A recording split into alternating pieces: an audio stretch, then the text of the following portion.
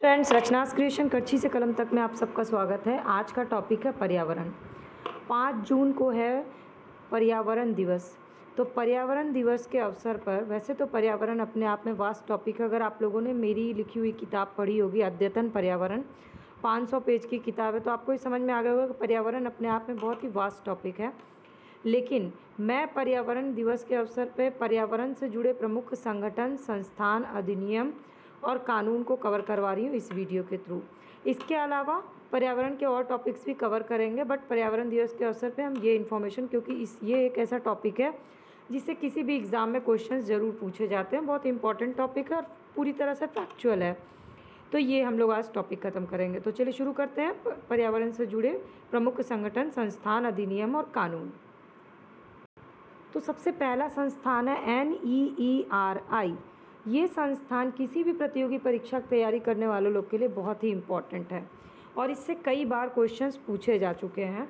तो पहला संस्थान देख लेते हैं। पर्यावरण संरक्षण और सुरक्षा की दृष्टि से ही राष्ट्रीय और अंतर्राष्ट्रीय विभिन्न प्रकार के संगठनों की स्थापना की गई है। इसमें से सबसे इम्पॉर्टेंट है NEERI। इसका फुल फॉर्म क्या है? राष्ट्रीय पर्यावरण अभियांत्रिकी शोध संस्थान। अब ये कहाँ स्थित है? तो ये स्थित है महाराष्ट्र में।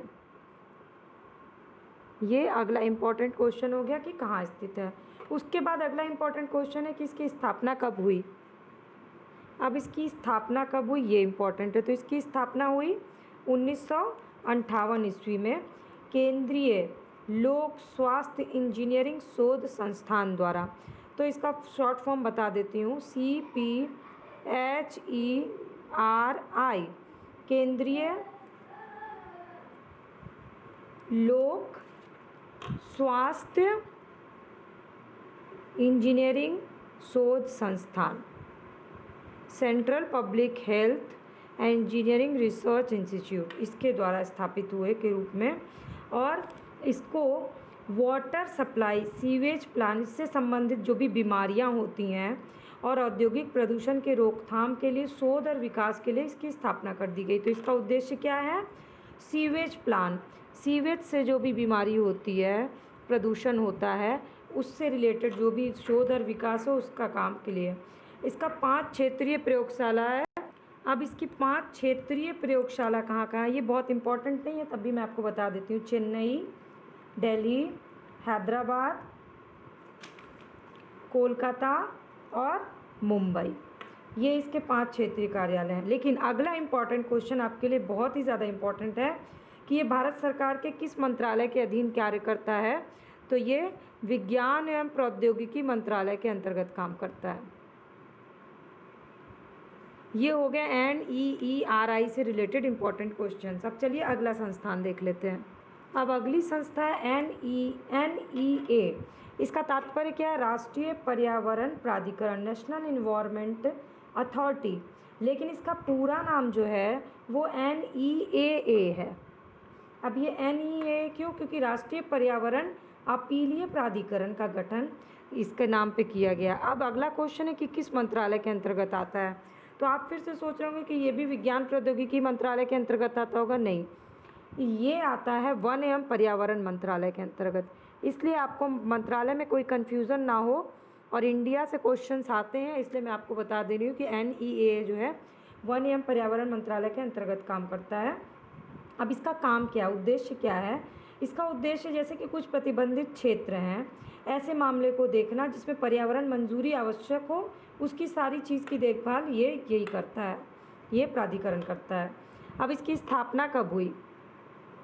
इसकी स्थापना हुई पर्यावरण अपीलीय प्राधिकरण अधिनियम 1997 के तहत, और 1986 में इसकी स्थापना कर दी गई। और जो भी पर्यावरण से रिलेटेड सुनवाई होती है, अपील की सुनवाई, उसकी सारी प्रक्रिया ये पर्यावरण प्राधिकरण करता है। तो ये आपके लिए दूसरी संस्था है जो इम्पोर्टेंट हो गई। अब चलिए तीसरा देखते हैं। तो अगली संस्था है WMO, विश्व मौसम विज्ञान संगठन। संयुक्त राष्ट्र की एक विशेषज्ञ एजेंसी है जो पृथ्वी के वायुमंडल की दशा और व्यवहार का अध्ययन करती है। और 23 मार्च 1950 को विश्व मौसम विज्ञान अभिसमय इन्हें इसको लागू किया, वर्ल्ड मेट्रोलॉजिकल कन्वेंशन। फिर 17 मार्च 1951 को IMO, इंटरनेशनल मेट्रोलॉजिकल कमिटी, विश्व मौसम विज्ञान संगठन WMO के नाम से अस्तित्व में आ गया। तो यही जो है ना, ये बन गया WMO। अब इसका मुख्यालय कहाँ है? तो इसका मुख्यालय है जेनेवा, स्विट्ज़रलैंड में, और ये क्वेश्चन पूछा जा चुका है। अब मैं आपको एक होमवर्क दे रही हूँ। आपका होमवर्क है कि आपको पता करना है कि WMO के महासचिव अभी वर्तमान में कौन है। आप इसको कमेंट करके मुझे बताइएगा। और अगर आप तैयारी से जुड़ी वीडियोस से जुड़े रहना चाहते हैं तो सब्सक्राइब या फॉलो बटन दिख रहा होगा, उसको क्लिक कर लीजिए। फ्री ऑफ कॉस्ट है, सारी वीडियो अपडेट आपको मिल जाया करेगी। और मेरे चैनल के प्लेलिस्ट पे विजिट करके देखिएगा, आपको तैयारी से रिलेटेड बहुत सारी वीडियोस मिलेंगी। अब संगठन से जुड़े अगला है UNEP। वैसे तो आप पर्यावरण से जुड़े संगठन को अगर सर्च करिएगा तो आपको ढेरों संगठन मिल जाएंगे, लेकिन अगर आप किसी प्रतियोगी परीक्षा की तैयारी कर रहे हैं तो आपको सेलेक्टिव स्टडी करनी है। तो जिन संगठन से क्वेश्चंस पूछे जाते हैं हर साल या जिनसे पूछे जा सकते हैं, उन्हीं संगठन, उन्हीं कानूनों को, उन्हीं अधिनियम को मैं इस वीडियो के थ्रू कवर करा रही हूँ। तो UNEP, अब UNEP है यूनाइटेड नेशन इन्वायरमेंट प्रोग्राम, संयुक्त राष्ट्र पर्यावरण कार्यक्रम। इसकी स्थापना कब हुई? 1972 में हुई। इसका मुख्यालय कहाँ है? नैरोबी में। नैरोबी कहाँ है? केन्या। अब इसके प्रमुख कौन है? ये है क्वेश्चन मार्क, क्योंकि इसका आंसर देंगे आप मुझे कमेंट सेक्शन में कमेंट करके। अगर आपको नहीं मिलेगा तो कमेंट करके मुझे बताइएगा, मैं आपको इसका आंसर बता दूंगी। लेकिन कुछ चीज़ें आप जब खुद करिएगा तो आप इंटरनेट पे प्रॉपर चीज़ों को सर्च करना, और दूसरा सर्च करने के बाद वो चीज़ आपको हमेशा याद रह जाएगी। इसके बाद अगली संस्था है EPA, environmental protection agency. Environmental protection agency ये संयुक्त राष्ट्र अमेरिका की संघीय एजेंसी है। इसकी स्थापना हुई 1970 में, और ये मानव स्वास्थ्य और पर्यावरण संबंधी जो भी नियम है उसका निर्माण करता है और उसको पालन करवाता है। मानव स्वास्थ्य से जुड़ा हुआ जो भी है इन्वायरमेंटल प्रोटेक्शन एजेंसी कराता है। अब उसके बाद एक अगला इम्पॉर्टेंट है जो अभी लेटेस्ट के एग्ज़ाम के लिए बहुत इंपॉर्टेंट हो चुका है, ग्रीन पीस इंटरनेशनल। ये क्यों इम्पॉर्टेंट है? क्योंकि ये गैर सरकारी पर्यावरण संगठन है जिसका कार्यालय 40 से अधिक देशों में स्थापित है, और इसका मुख्यालय कहाँ है? नीदरलैंड में है। तो ये 3 क्वेश्चन आपके लिए ग्रीन पीस इंटरनेशनल से इम्पॉर्टेंट हैं। अब ये हो गए आपके विभिन्न संगठन और संस्थान पर्यावरण से जुड़े। अब हम देख लेते हैं पर्यावरण संरक्षण से संबंधित प्रमुख अधिनियम। पर्यावरण अधिनियम में एक ही है जो आप लोगों के लिए बहुत ही ज़्यादा इम्पॉर्टेंट है, और इसी से घुमा फिरा के क्वेश्चन आते हैं। क्या क्या क्वेश्चन आ चुके हैं वो भी बताऊंगी। आप अभी तक मेरी वीडियो देख रहे हैं तो लाइक बटन को ज़रूर प्रेस करिएगा। पर्यावरण संरक्षण अधिनियम 1986, ये किस लिए बनाया गया? पर्यावरण की सुरक्षा के लिए, तो बेसिक चीज़ है। ये 1986 में पूरे भारत में इसको पारित कर दिया गया और संपूर्ण भारत में ये लागू हो गया। इसके बाद भारत में पर्यावरण संरक्षण अधिनियम 1986 को छाता विधान के रूप में जाना जाता है, अम्ब्रेला लेजिस्लेशन के नाम पे जाना जाता है पर्यावरण संरक्षण अधिनियम 1986 को। ये हो गया अगला क्वेश्चन। अब आगे का क्वेश्चन, उद्देश्य। 1972 में स्टॉकहोम में आयोजित संयुक्त राष्ट्र का प्रथम मानव पर्यावरण सम्मेलन के निर्णयों को कार्यान्वित करने के उद्देश्य से UN का जो प्रथम मानव पर्यावरण सम्मेलन हुआ, उसमें जो भी निर्णय लिए गए, जो भी उद्देश्य, उसके उद्देश्यों को कार्यान्वित करने के लिए सरकार ने पर्यावरण संरक्षण अधिनियम 1986 पारित कर दिया। और सबसे बड़ी बात कि ये अधिनियम जो है वो केंद्र सरकार को इतनी ताकत देता है कि ये अधिनियम के उपबंध के अंतर्गत पर्यावरण की गुणवत्ता में सुधार लाने के लिए, पर्यावरण के संरक्षण के लिए, पर्यावरण प्रदूषण के निवारण के लिए, उस पर नियंत्रण के लिए, उसके उपशमन के उपाय के लिए, इन सारे चीज़ों के लिए काम करे। ये इतनी शक्ति देता है ये अधिनियम केंद्र सरकार को। लेकिन इसके पीछे एक कहानी है। असल में जो भोपाल कांड हुआ था, भोपाल गैस त्रासदी जो हुआ था, उसके बाद ही भारत सरकार ने संविधान के अनुच्छेद 253 के तहत पर्यावरण अधिनियम 1986 को पारित किया था। ये हो गया आपके लिए वेरी इंपॉर्टेंट क्वेश्चन। अनुच्छेद 253 के तहत। अब इस अधिनियम ने पर्यावरण संरक्षण की दिशा में बनाए गए अन्य कानून को समन्वय बनाने, उन्हें मार्गदर्शन प्रदान करने में महत्वपूर्ण भूमिका निभा दी। ये है पर्यावरण संरक्षण अधिनियम की कहानी। अब आगे बढ़ते हैं। जेनेटिक इंजीनियरिंग अनुमोदन समिति का गठन। जेनेटिक इंजीनियरिंग अनुमोदन समिति, इसका भी गठन पर्यावरण संरक्षण अधिनियम 1986 के तहत किया गया। अब 22 जुलाई 2010 को जब नोटिफिकेशन आया, गजट नोटिफिकेशन, तो उसमें द्वारा जेनेटिक इंजीनियरिंग अनुमोदन समिति का नाम बदल दिया गया। अब इसका नाम क्या पड़ गया?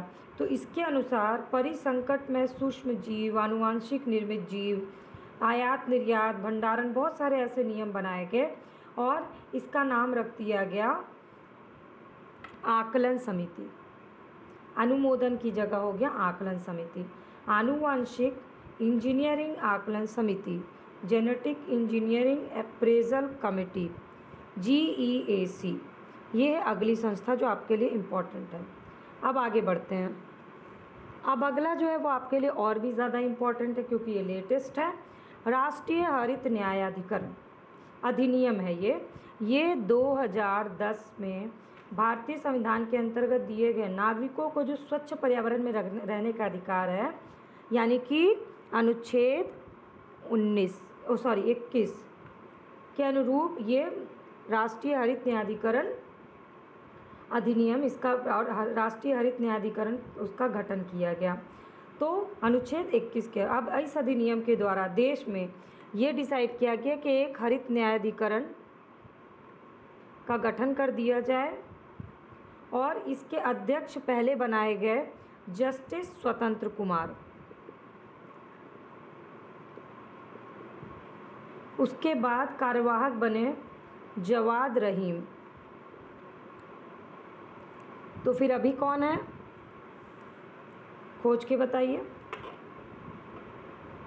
इसके बाद यानी कि राष्ट्रीय हरित न्यायाधिकरण की स्थापना कब हुई? 2010 में 18 अक्टूबर को। डेट भी चलिए याद कर लीजिए आप, वैसे इतना इम्पोर्टेंट नहीं है। और इसकी स्थापना का उद्देश्य था पर्यावरण को बचाना, वन का संरक्षण करना, प्राकृतिक संसाधन का बचाव, इसके अलावा जो भी पर्यावरण से पीड़ित पर्यावरण की स्थिति से उनकी मदद करना, जैसे कोई आपदा आ जाए उनकी मदद करना। ये न्यायाधिकरण इन सारे केसों का निपटारा भी करता है, इसलिए आपके लिए ये न्यायाधिकरण जो है वो इम्पॉर्टेंट हो गया। और इसमें एक बड़ा इम्पॉर्टेंट क्लॉज है कि अगर कोई न्यायाधिकरण में कोई भी याचिका आती है तो उसको 6 माह के अंदर निपटाया जाना चाहिए। ये बहुत इम्पॉर्टेंट है और इससे कई क्वेश्चन पूछे जा चुके, जैसे कि पर्यावरण सुरक्षा अधिनियम को अन्य किस नाम से जाना जाता है, जो मैंने पिछला बताया, छाता विधान के नाम पे जाना जाता है। जेनेटिक इंजीनियरिंग अनुमोदन समिति से 3 से 4 बार क्वेश्चन पूछे गए हैं। इसके बाद आपका ये राष्ट्रीय हरित न्यायाधिकरण से क्वेश्चन पूछा जा चुका है। तो आज पर्यावरण से रिलेटेड सिर्फ हमने ये एक छोटा सा टॉपिक कवर किया जो कि इम्पॉर्टेंट है। छोटे टॉपिक में ही बहुत क्वेश्चन है और आगे भी हर सप्ताह हम पर्यावरण का एक टॉपिक कवर करेंगे क्योंकि ये लेटेस्ट सारे सिलेबस में ऐड हुआ है और इस पे मार्केट में अच्छी किताबें कम अवेलेबल हैं। मेरी एक किताब थी अद्यतन पर्यावरण, जो अभी तो मार्केट में नहीं है, लेकिन उससे बहुत सारे बैक ईयर क्वेश्चंस आप देख सकते हैं कि बहुत सारे क्वेश्चंस पूछे गए हैं। तो अगर आपको पूरी प्रिपरेशन मेरी वीडियोस के थ्रू करनी हो और वीडियोस के पढ़ाने का तरीका अच्छा लग रहा हो तो चैनल को सब्सक्राइब कर लीजिए, फ्री ऑफ कॉस्ट है। और मेरे साथ रोज़ एक वीडियो के थ्रू आप कम से कम 15 मिनट में एक टॉपिक कवर करिए।